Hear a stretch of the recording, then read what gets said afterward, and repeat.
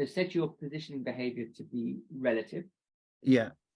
So you can either do that per element, you can do that as a canvas default, but I tend to do it as a in the view settings. I set my overall default for the entire application to be relative, and obviously relative just means it changes according to everything else.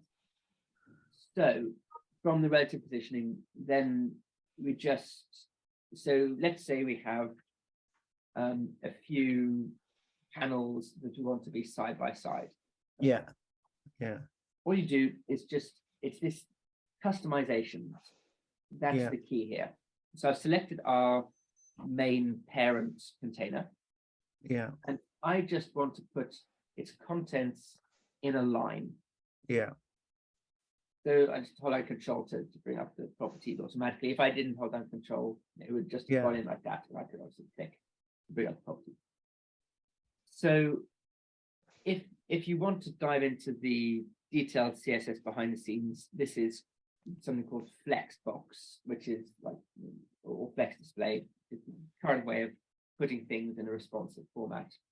So you get to decide if it's a row or a column. As you can see, you can toggle whether or not the lines wrap, which is what you're going to want. So as it gets narrower, these will come off all being on the same row and will be beneath each other in a column. You can set a spacing between them. So let's say we wanted a 24 pixel gap between each row and perhaps between each column, just to put a visual space between them. These sorts of things. You can also animate stuff.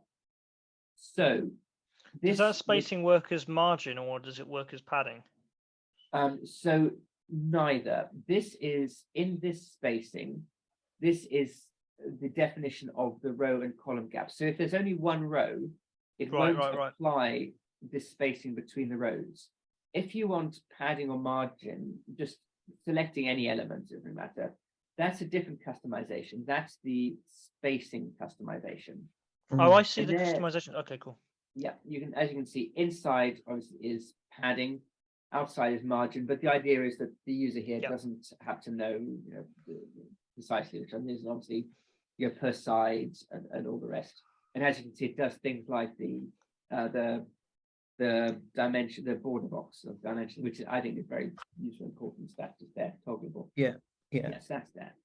So this would make these into a row, but then within these panels, we could, for instance, have, as you say, some header labels.